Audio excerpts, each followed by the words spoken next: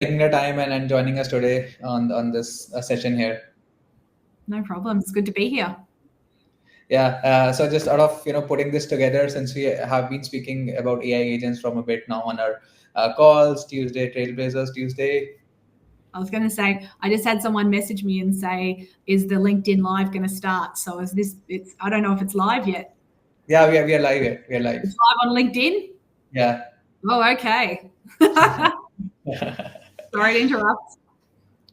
No worries. Here we are. The topic for today is how to use AI agents to automate and scale. Right. Primarily, we are going to start with a bit of what AI is and how was life before AI, and then take it on from there. So, talking about life before AI, what do you think, Beck? How was the life before AI? What are the changes? Well, it's hard for me to remember because I think I was such an early adopter with AI. Well, when I say that, I mean ChatGPT, because isn't that what everyone means when they say AI? But I think ChatGPT was launched on the 30th of November and I was using it by the first week of December. So in 2022, that was. So for me, I don't even remember what life feels like. I think I call ChatGPT my assistant in my pocket, and I use it very frequently. No, I agree. I think you were one of the early adopters. So was I. And Yeah. so, what are the few things that you used to do without ChatGPT earlier, and you can't do it now? Oh Or, gosh, or I can't send an email now without consulting my friendly assistant. For me, I've always been a bit of a procrastinator. I want to make sure that my emails are always perfect, and so it could take me half a day to craft the right email. And now I think I'd be lucky to spend 5 minutes crafting an email because I have the key points that I want to say and I chuck it into ChatGPT or Copilot or something and essentially it's responding for me immediately, talking my tone of voice, everything. So things like emails, I'd say emails is probably one of my most common use cases, but I use it for research now. I think I use AI more for research than I do Google or anything like that now. when was the last time you logged into Google, except for searching for ChatGPT?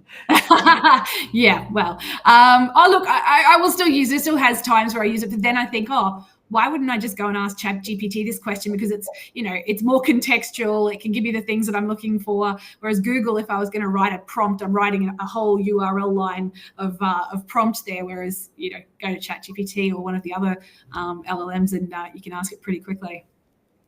No, definitely. And I think I have started to use email is definitely one of them. So another aspect of it is meeting transcripts. They are like lifesavers. And earlier you used to, okay, I need to make a note and you had so many things going on. You're presenting to a customer and you're just mimicking the notes and identifying what are the key points. Now you need not bother. You have your AI assistant there.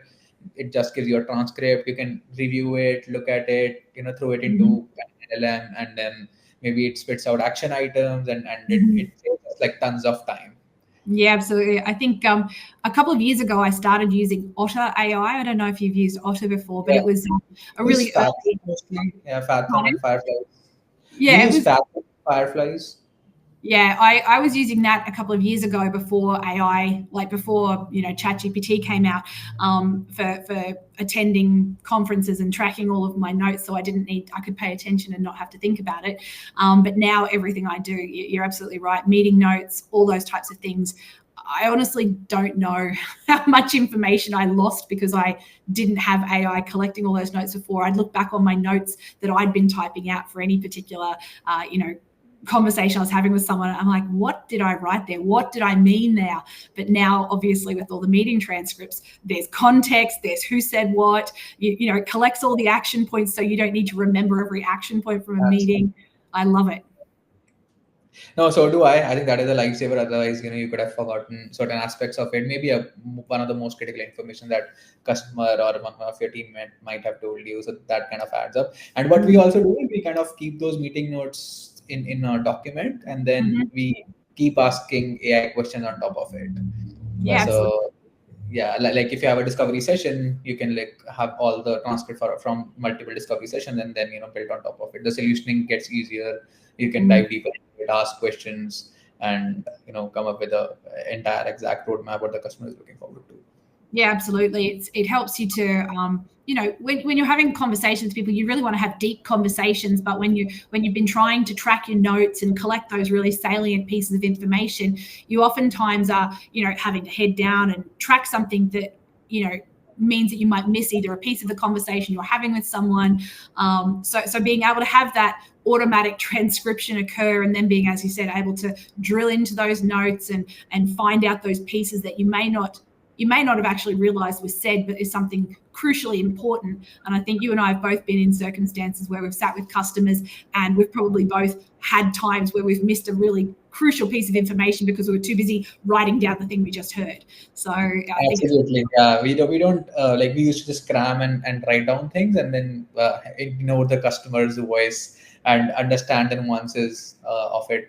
Much Mhm. so the nuances are like much more than what you are listening to, right? And Mhm. just the context. So you know to understand the emotions behind it, what is the importance, urgency, all Mhm. that is being taken care by these AI assistants now. So this is like a Absolutely.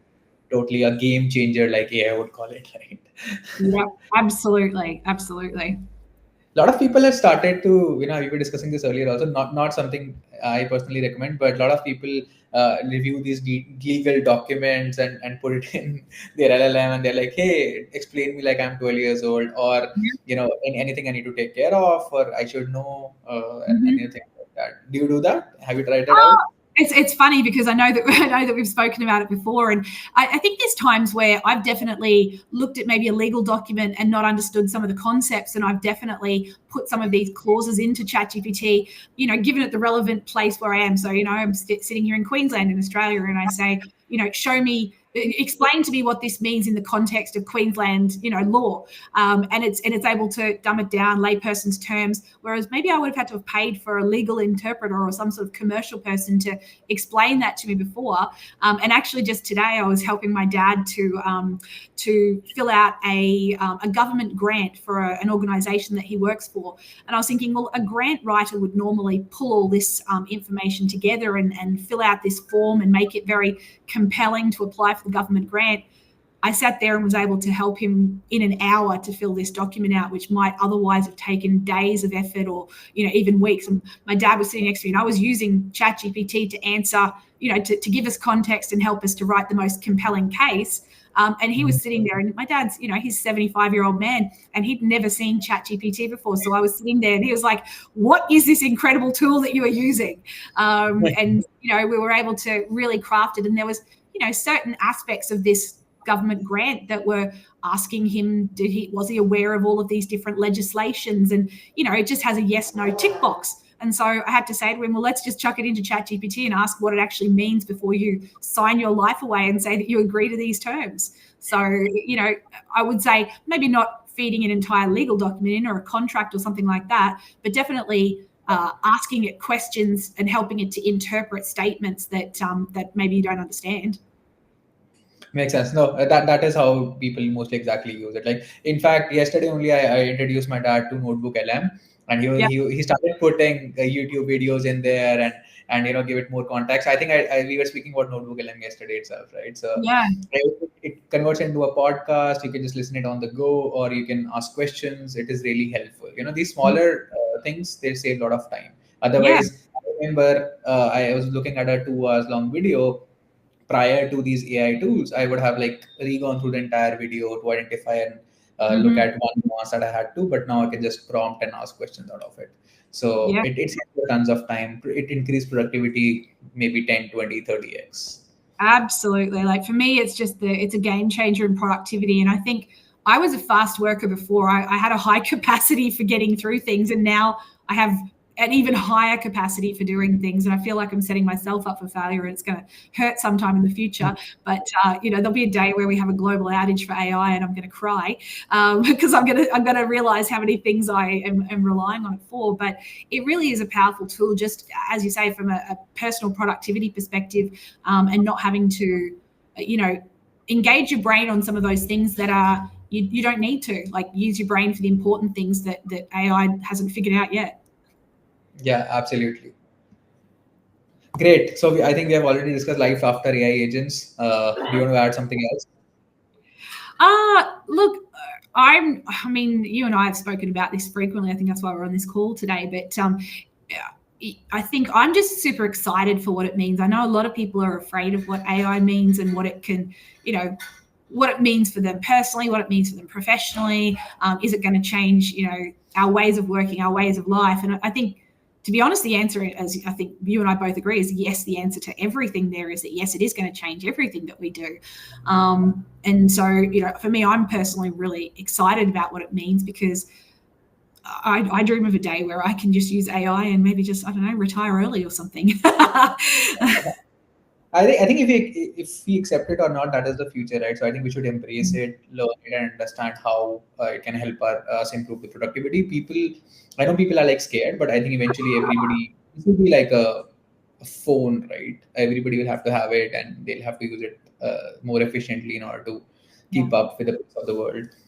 So I think that is about it. And AI agents, like we are getting a lot of requests from our customers on building AI agents that can do, Mm. like, one of the customers, they're like, hey, can you create a recruiter agent for us? Like, okay, what does a recruiter agent do? And then we came up with ideas like, okay, they can go to these job portals, filter out the resumes, understand the job description, find the exact match, and they have Mm. given them a brief of what we do, what we are, and make sure. And maybe an initial route of interview can also be done by these voice assisted AI agents and filter out the candidates. So it helps you save tons of time. And AI agents is like 24/7 available. You can hire globally, no time Mhm. zone issue. Like you and we both know, right, that sometimes you have customers in Australia, sometimes it's in the Mhm. US, and in UK, and time difference can be a problem. So these AI agents can act as a first level of filtering, and then you Absolutely. can take it. Yeah, so this was one of the examples that we spoke about. A couple of others that I cannot talk about in this call, but yeah, we discussed those, right? Yeah. No, I mean, I think that's the definite benefit of AI, is that 24/7 support for everything that you're doing. The ability to have AI agents that really are able to do that, follow the sun, round the clock support in places where you've maybe never even been able to support before. I think it's really exciting what the future holds for these types of things. Absolutely.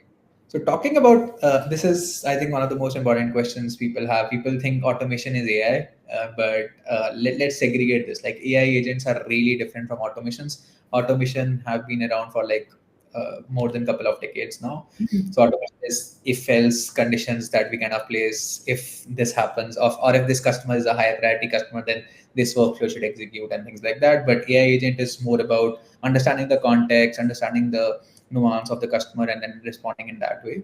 For Yeah. example, like say, if you use automation for emails, right? That it'll have like templates, and you can just send out that template. But with AI, you can tailor a personalized response and send Mm. it to the customer more personalized in that sense. So, what are your thoughts here? Yeah, absolutely. I think it's really something that you've got to understand the difference between, because, as you say, that automation is looking at the branch logic. It's when you think about a chatbot on a website, and it's already been pre-programmed. You go there and you can see the difference between an agentic AI versus a chatbot, because the chatbot will say, what would you like to talk about today? And it gives you 4 different topics that it can talk about, right? It gives you the little boxes, and you press the box, and then it says, how can I help you with this? And you say something, and it can't respond because it's outside of the parameters of the conversation, or it doesn't understand the terminology you've used, context, or anything like that. And so it says, I'm not going to be able to help you today. And it either points you to a human agent, or it says, I'm going to log a case for you. But with agentic AI, so having those agents on your website, it has contextual conversations. It knows, the differences in terminology that you might say, a large thing versus a huge thing versus a small thing, or whatever it is. But it understands those different contexts. Whereas if you use all that different terminology with a regular chatbot, it may not understand that you're talking about the same thing or different things, because it's not programmed into it to understand that. So it's very prescriptive, whereas the AI agents have that context. They understand it. They understand that natural language processing, and they're able to, provide better communication and experience for anyone that's interacting with them. No, absolutely. We have been building Einstein bots to talk about Salesforce in specific. where you get with the logic like, if the customer, you can ask customer for an email and customer should reply only with the email. But with Agentforce, if customer says, hey, my email is Sanjeet at xyz.com, right? And then that email, it can detect the email, understand the context, and give a lot of feedback. So we have been working with Agentforce quite a bit, and so are you. Mm. So you can Yep. understand the difference easily. It comes with a more personalized aspect of it. You don't expect customer to not add a dot after the email, or those kind of aspects. It makes it flawless, right? Yeah. No, agree. Completely agree. And AI agents are not one size fits all. They can customize, tailor, and understand everything about it, and also go and research, do their research, and then respond basis that, rather than just those hard coded logics. Yeah, absolutely. Yeah, so great. I think that was one of the main areas we want to focus on today. Core AI agent use cases. So I think one of the most common use case I find is in this as a sales agent, right? So when you talk about the sales agents, when you talk about the sales agents, it is primarily, for example, we spoke about the AI recordings, right? That helps you. So for example, if my recorder is connected to my CRM, it takes the transcript, converts it into action items, create tasks in my CRM or my operations management portal, whatever I use. It is a game changer. You can go there, you can just see all the tasks from the current meetings, and it can summarize, it can also understand, like these AI agents, they can also give you, like on call, they can give you, hey, you forgot to ask this question, right? I Yep. know a couple of agents that do this. So if you are going Mm. to a real estate client and you miss certain nuances about it, it'll prompt, hey, ask this question back. And Mhm. that's one of the most powerful features that I've heard in sales. Yeah. Look, I think, I've been a sales manager in my career for, quite a long time. I've done sales roles.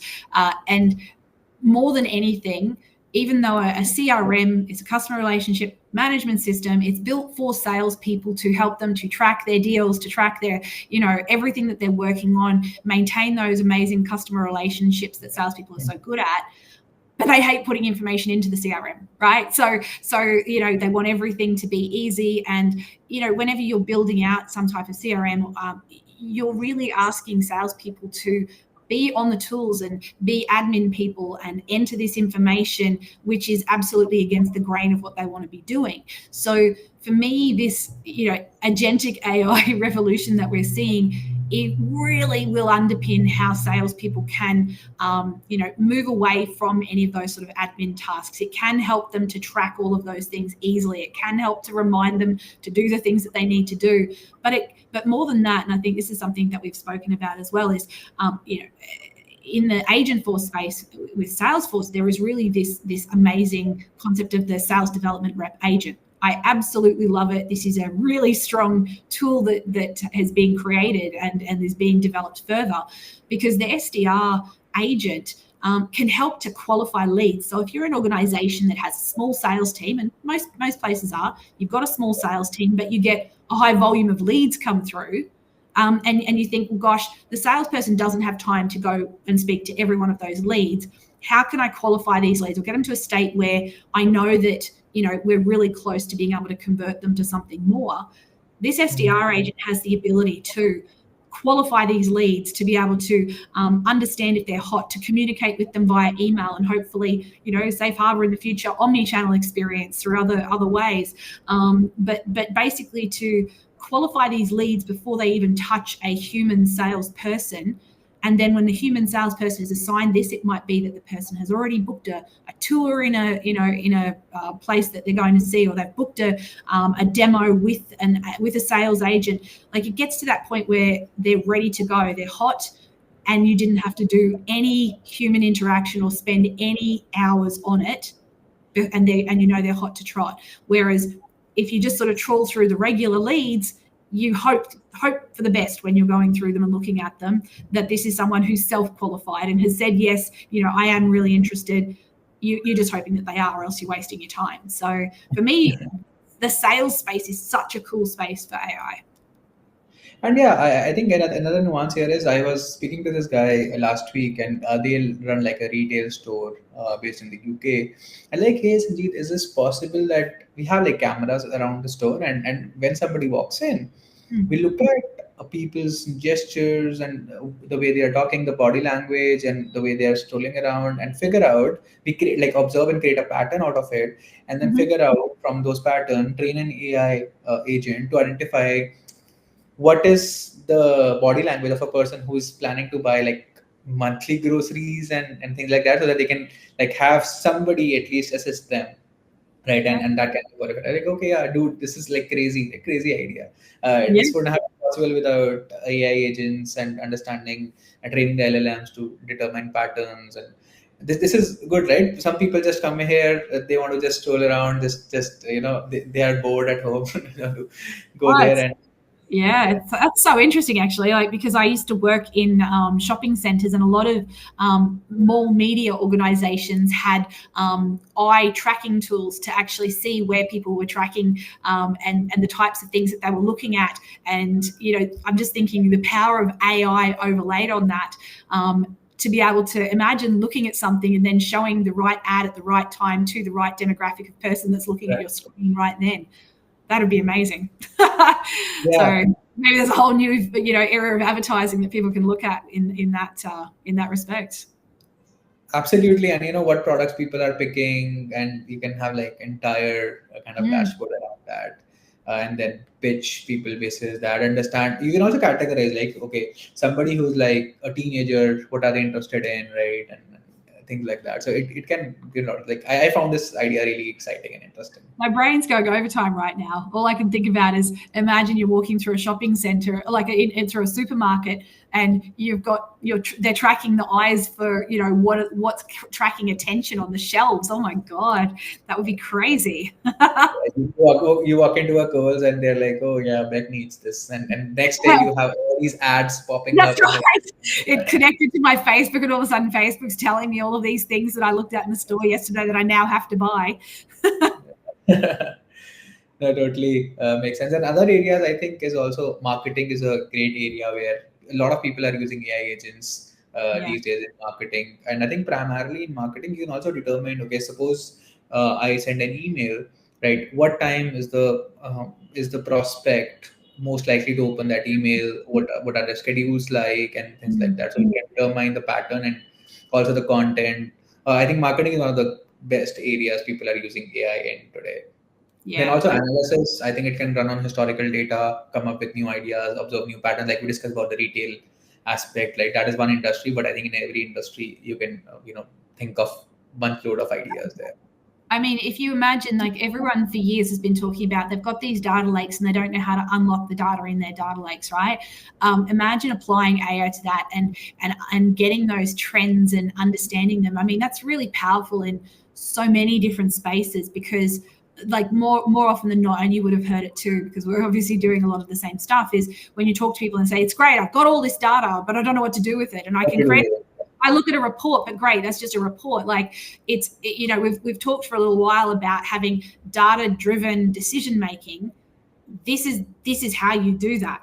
Absolutely. Using the AI for as an analyst, because even human analysts can only look at so much volume and so much data and pick up trends that they can see, but imagine the things that they still can't see, maybe those overarching things that happen across years rather than across months or days or those types of things. And being able to get AI pointed in that direction and say, did you realize that every 5 years in your business this happens? No, I did not. Right. And then Yeah. and then and then you can start to see all of that cyclical evidence that helps you to have those more informed decisions. Well, we're in the 5th year right now. What are we going to do about this? Because the likelihood is this is going to happen again, right? So, Absolutely. mm, Lot of things are possible, and I think this AI consulting is the new thing that will emerge probably, right? Because organizations don't know how to use AI up to its full mm, potential. People think ChatGPT writing emails and summarizing documents, recording calls is all AI, but when you integrate it in with your data and the workflow, it is like a totally different nuance. So mm, imagine every email coming in is being tracked by AI, and AI is learning on top of it. It'll ultimately have a lot of insights that you can gauge from it, like what kind of customers are you working with, what emotions do people, how many people are like frustrated with your Mm. services, and improve on those areas. So a bunch load of things can be done there as well. Yeah, absolutely. I mean, sentiment tracking has obviously been around for a little while, but the power of this type of sentiment tracking and scouring the internet for all of the things that people are saying about your business across so many more channels than maybe you can even understand right now would be super powerful too. Yeah, absolutely. Mm. So you have been working a lot on the real estate space, right? Probably 20 years of experience, and we also have some experience with real estate customers, implementing CRM and AI solutions for them. So Mm. what do you think about the real estate space? How can AI agents be deployed to real estate space? And let's take an example of an industry, right, and then talk about it. Mm-hmm. Before that, maybe we have some comments here. So emails definitely okay, great. And we have always a joy to hear from extraordinary Bec. Oh, Ruth, hello. And then we Ruth have and I went to university together. nice. Then we have that's exactly where data cloud plus AI agents come together, and it's really powerful where you have your data set integrated with your data lake, and then agent force on top of it. So that's exactly what we're talking about. Great, Mm. yeah. Uh, Great. Let's move forward with the Mm. real estate. Let's have a real estate as an industry and think about how we can deploy AI agents and Mhm. basis your experience. What do you think about it? Yeah, I mean, there's so many different spaces. As you said, I've worked in the property industry for about 20 years now, both on the customer side and then on the consulting side as well. So I've seen a lot of different areas. It's not just real estate, but the property industry and the property sector more broadly. But I think within that industry, some of the really cool things that I've already seen in place, and I see that Navnish has asked this or suggested this as well, is some of the time savings you can see in places like service agents. So where there is a customer service team that are potentially getting a lot of inquiries that are the same inquiries all the time, and whether it's a call center or those types of things, the ability to deflect cases or have agents answering a lot of those things before it even gets to a call center. So case deflection is actually a huge area for efficiency, for time savings. I'd say that I'd call that one out more than lots of other things because it's also very easy to quantify. You've got the ability to understand how many calls come through of different potentially tiers of difficulty or complexity, and the ability to deflect some of those really low level types of inquiries and free your agents up or your customer service team up for those, the things that they really should be spending more time on is a huge game changer, a huge time saver there as well. Makes sense. And I remember having a conversation with you last month where we were talking about those big builders. They purchase a land and they have like tons of documents they need to review. Maybe what is the warranty of the air conditioner, Mm. and when Yeah, is the servicing expiring for the elevator and things like that. So if one of the AI agents or somebody can analyze that particular document or yeah, multiple thousand of documents and come up with a summary, I think yeah. that is going to be really powerful, right? That is one of the common pain points. Yeah, absolutely. I think there's a lot of large, property organisations that might acquire other organisations or acquire pieces of business or win new pieces of business, and oftentimes they will have large swathes of documents that they get presented as part of due diligence processes. So here's all these documents that you need to read through to really understand what it is that you are getting yourself in for when you undertake this purchase or become a partner with this particular agency. And so the devil is in the detail in all of those documents because there's going to be something there that you'll likely miss. And so thinking about it in that way, having an AI agent that can go and scour all of those, and I say multitude of documents, we're talking about potentially thousands of documents. If you're working for a property company that's buying another shopping center group or even just buying a shopping center, you want it to be able to look at all of those assets and all of the contracts and all of those types of things. You want to be able to go and look at all of the leases that are existing within that particular shopping center portfolio and understand What are the obligations that we might have that, if you just do a cursory glance on a lease document, you might miss it. What are the options that exist that we don't know about? So all of those things take, I will say, lots of grunt work to look through when you're actually, and you'll often have only a really short time to do that due diligence as well before you have to make a decision. Is this something we're proceeding with? So imagine having an AI agent, or that can go and look at these types of things. And you could potentially have multiple AI agents. You could have AI agents that are purely looking at leases, and one that's purely looking at service contracts and those types of things.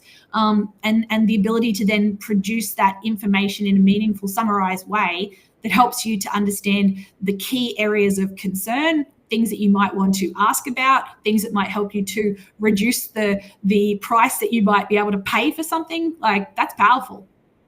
Absolutely. And I think in the world of AI agents, somebody has asked the question, in any real world use cases where AI agents have helped save times or cost cut in a big way.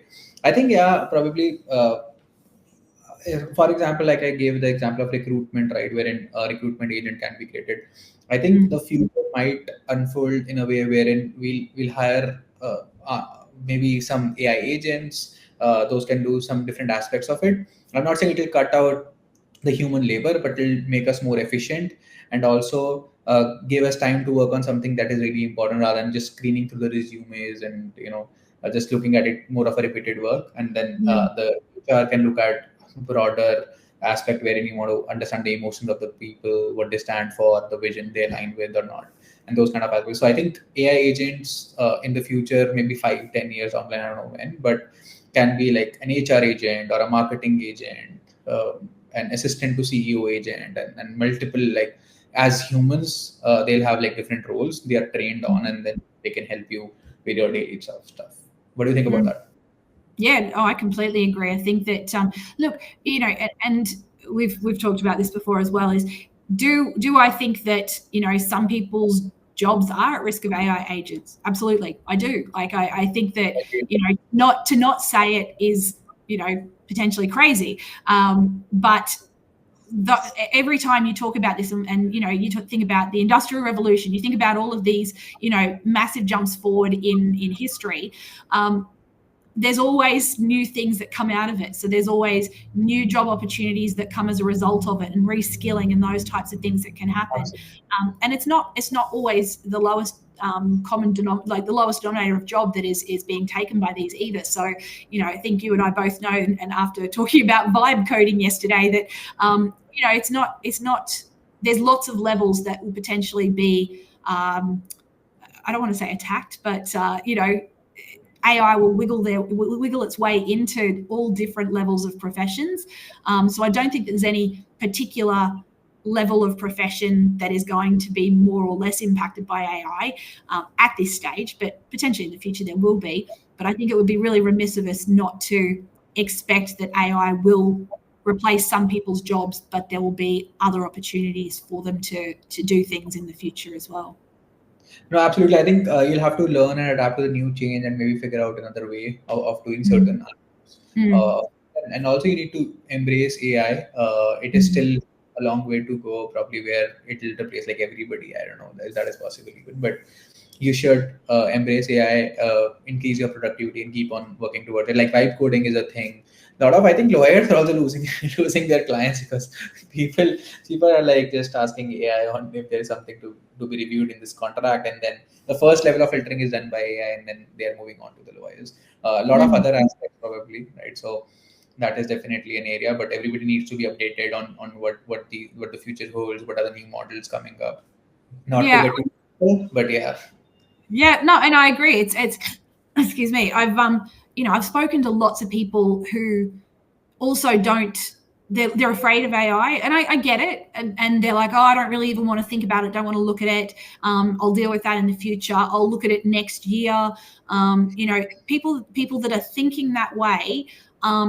Look, I don't want to say they're going to get left behind, but there is an element of being left behind because, even just tinkering, you'll be surprised at how fast you pick things up and how fast you realize there's all of these things that you can do with it that aren't risky, that are just helpful. And then when you have more boldness, that's when you can start to move maybe into some more, risky places where you can start to explore and innovate, and that's when you'll start to find those real pockets of innovation that will propel you or your business forward as well. No, absolutely. And I think like we internally are focused on AI. I mean, we have talked about it a lot in our Zoom meetings. So every Friday we sit together and discuss about AI aspect of it. Like this Saturday, a couple of us are like catching up in office to talk about how certain things can be done. We brainstorm a lot with our customers. They throw a lot of ideas at us. We start executing and keep on learning. We have learned like how these hundreds of models work differently, what Mm, AI model is good at what aspect of it. Like these ones, I think this is something that you'll definitely need to learn. New AI mm, tools coming up. Like yesterday, I introduced you to Notebook LM, right? yeah. Gamma is another tool that you can use, Mm, for your PowerPoint presentations, and there are tons of others. So I think you need to be mm. updated. Start using these AI tools to just get yourself going, and then AI agents is something that you'll ultimately lean on. Yeah, absolutely. I mean, I told you yesterday I was trying to decide what color hair I was going to do. So I fed in a couple of photos of myself and I asked it to, present me with lots of different images of me with different colored hair. And I ended up with pink hair. So, it's funny, like the things that you can do personally. I know, I've written travel itineraries. Oh, I've all the time, all I've the never time. been in places and I'm just like, tell me the things I need to do here. And it saves, like, I remember, I loved planning travel, but I remember years ago spending weeks and weeks and weeks of what do I need to do when I am at a place? What are the things I need to see? And now I can just ask it and then I can say, and how long should I spend here? And what are the best days to be here? And, our museum's open on the days that I'm going to be there. And, I don't need to do that research anymore. It just provides that information to me on a platter, and it's also so fun because as I spoke to you about, is you can have these iterative conversations with it as well, like that. You ask you ask ChatGPT a question, you have a bit of a conversation with it, you go and do something else, you close that chat down. 3 weeks later, I'm like, I want to go back and revisit that because I've got some more information. So you can go in and reopen the conversation and insert some more information and get updated responses and other things to think about. And I just find it really enjoyable to be able to pick back up those chats and even interrogate it a little bit more. You said I could do that, but I've heard about this, tell me more about it. It's great. Yeah, it's great. And I think I talk to it a lot, right? So I just turn on the voice mode. If I'm driving or just sitting idle, I just talk to it about anything, right? And it gives you great answers. Mm, You have a buddy to converse with on certain ideas, and that is also really powerful. I think voice is going to be really powerful in the future. mm. Couple of our customers have already asked us, "Hey, can we integrate voice? Like, I don't want our sales agent to like type. Can they just have their notes in the voice format?" I think, yeah, cool. Mhm. That is something, because when we type, we like avoid typing a lot because we are tired all the time. Yeah. And when you speak, it is more conversational and you can pour in a lot of your thoughts there. Yeah. Well, Gives there's it even more. there's even some little tools. I saw a little clip tool that you can actually clip to your shirt. So if you Yeah, are it's called limitless.ai. Yeah, that one. And so you just clip it to your shirt. And if you're a salesperson, you're having the conversation, it's recording the transcript of what you're saying. It then goes and gives you note summaries. The exact same thing as if you had, a virtual call like this.